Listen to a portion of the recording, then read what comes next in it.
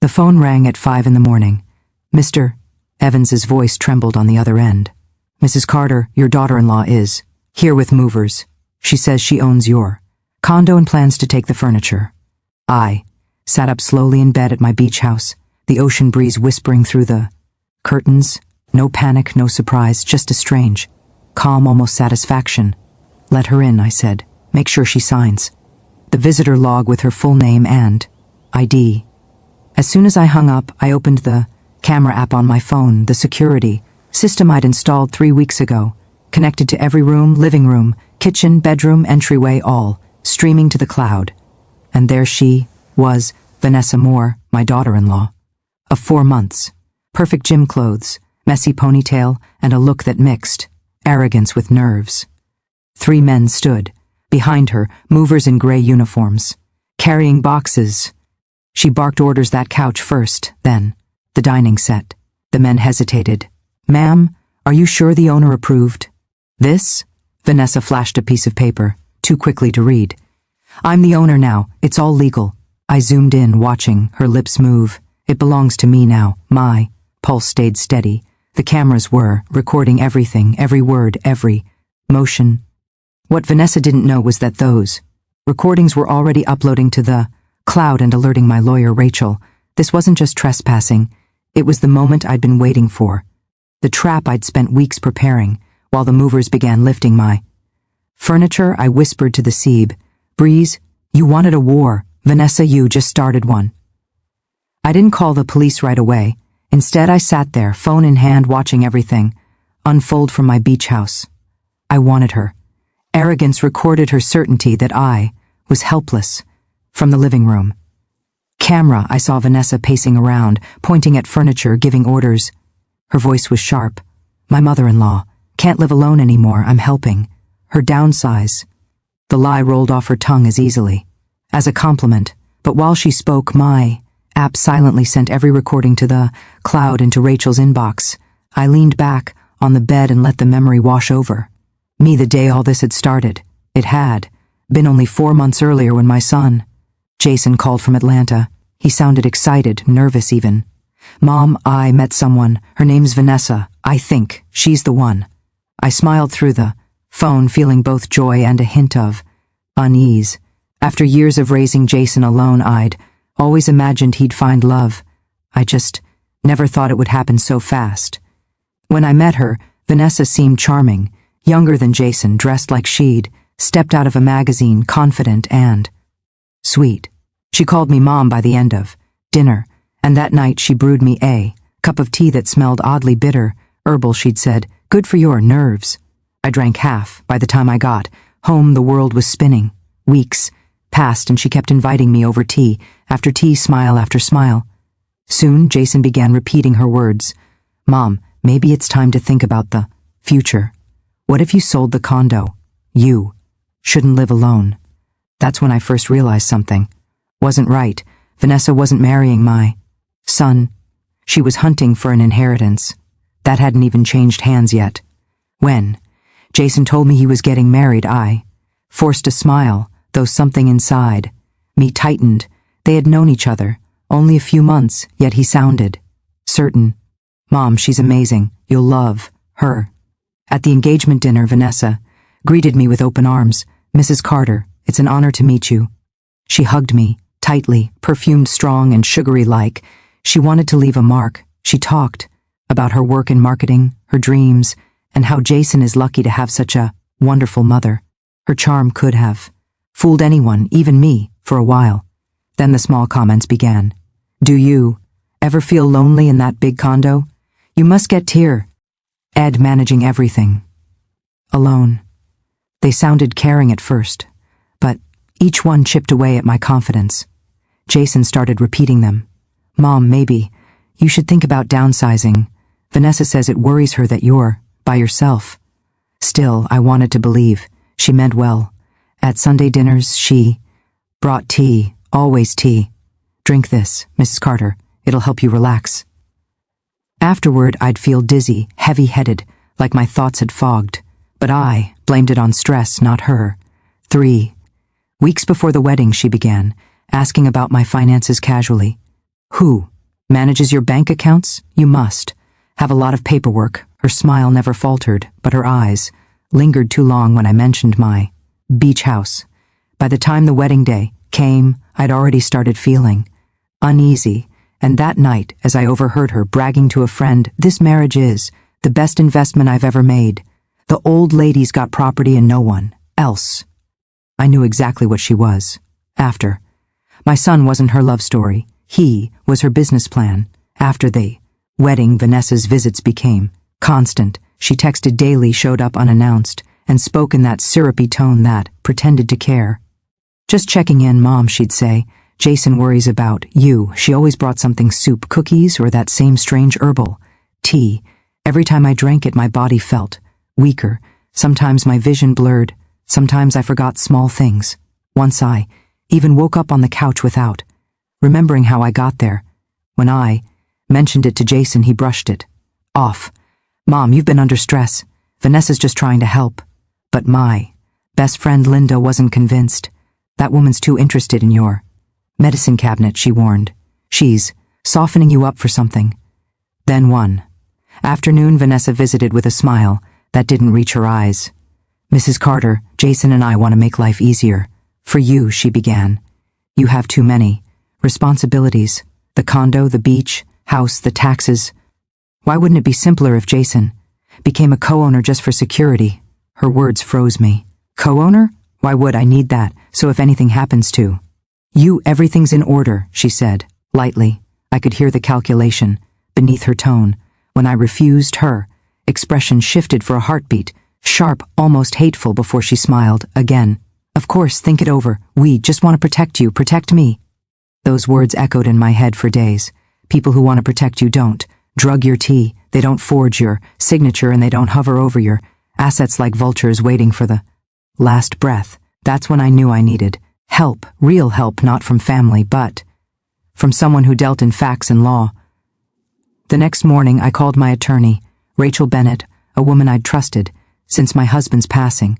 When I told her everything, she didn't interrupt. She just listened, pen tapping lightly against her notebook. When I finished, she leaned forward.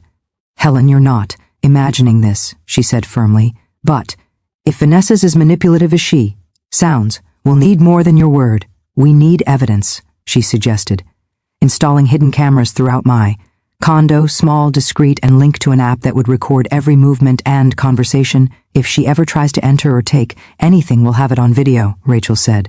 "Don't confront her. Let her think she's winning." It felt strange turning my home into a silent witness. But that night I ordered 6 cameras online and spent a weekend installing them behind picture frames on shelves near the entryway. Every lens pointed toward truth. A week later, my phone vibrated with a notification. Motion detected. I opened the app and there she was, Vanessa, inside my condo. Alone. She was opening drawers, taking photos of documents, and pocketing a ring my late husband had given me. My chest tightened. She wasn't just Ming anymore. She was stealing.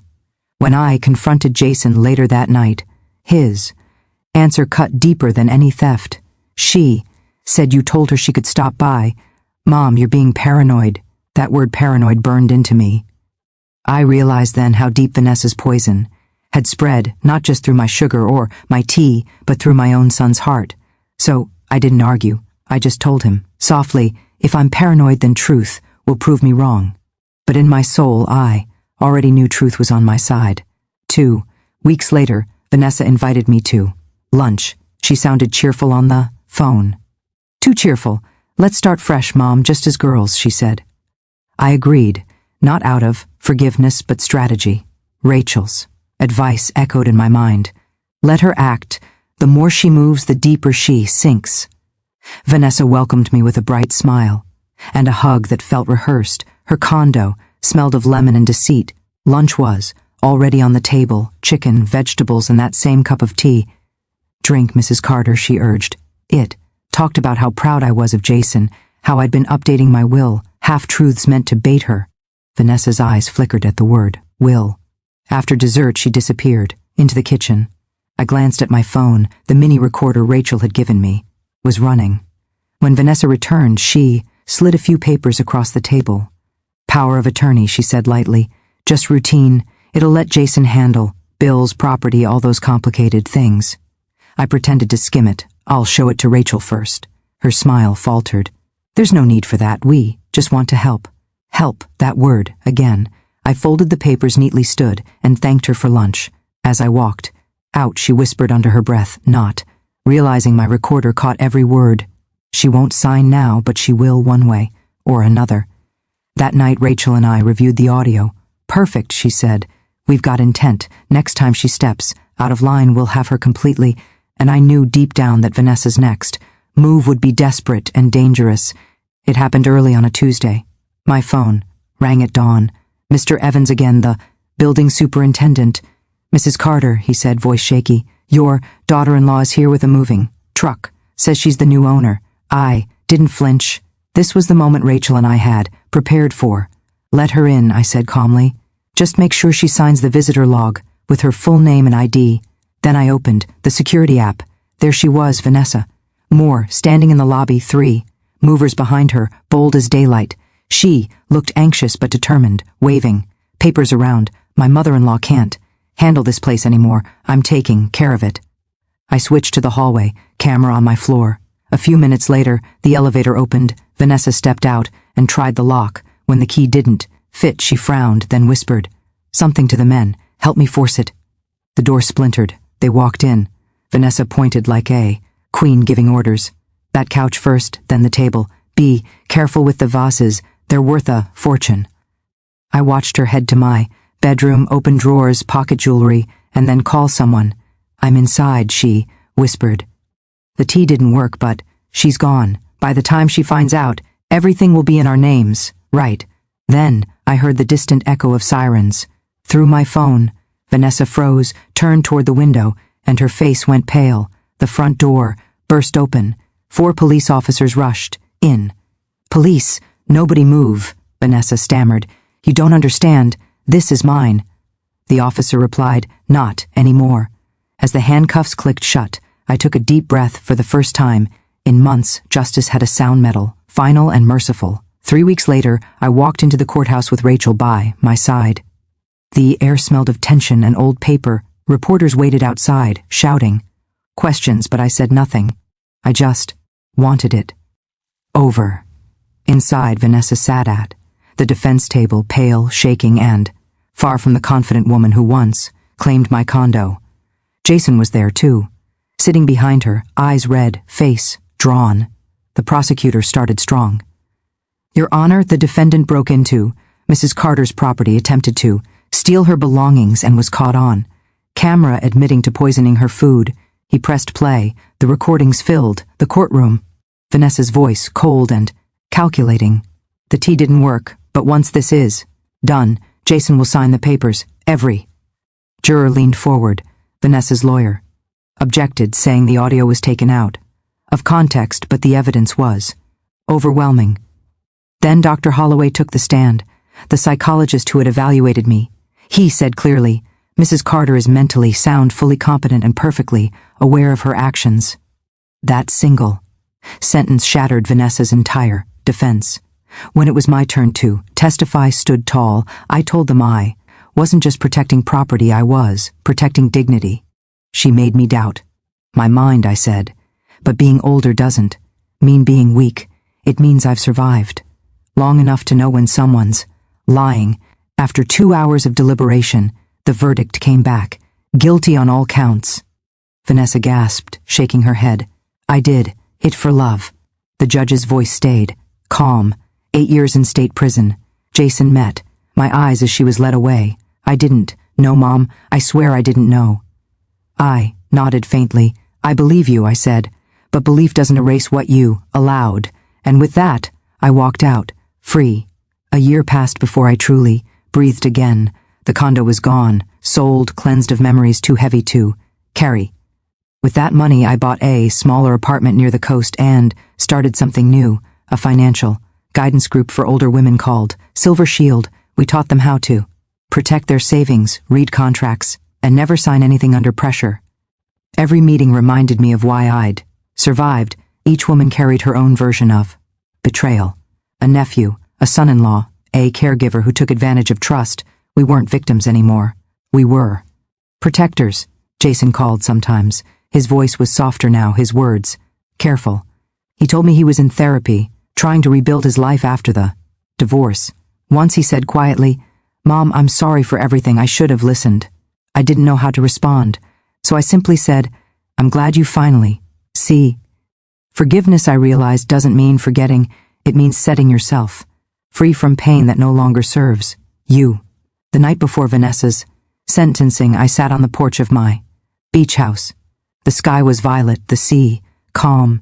I thought of everything she tried to take my home, my health, my dignity, and how in the end she gave me something unexpected, clarity, because what I lost in possessions I gained in peace, and what she tried to destroy she only made stronger. If anyone asked me what I learned, I'd say this: trust is precious, age is not weakness, and protecting yourself is not selfishness, it's survival. So, if you're listening, don't be afraid to stand your ground, even when your own family doubts you. Believe in your truth. 2 years after everything, life felt lighter. My morning started with quiet, coffee and ocean air instead of anxiety. The nightmares had faded, replaced by purpose. Silver Shield was thriving. Dozens of women coming together every month to share stories, advice, and laughter. Linda and I had become partners, not just in work, but in life. We traveled, spoke at local community centers, and even helped an elderly widow recover her stolen savings through our network. Every victory, big or small, reminded me that healing wasn't about forgetting. It was about using pain as fuel for something good. Jason and I eventually met for coffee. He looked older, worn, but there was humility in his eyes I hadn't seen in years. "I filed for divorce," he said, "and I'm learning to stand on my own." I reached across the table and held his hand. "Then maybe," I said, "we're both finally learning." He smiled through tears, and for the first time this silence between us wasn't heavy. It was peaceful. That night, back at the beach house, I sat on the porch watching the sun sink.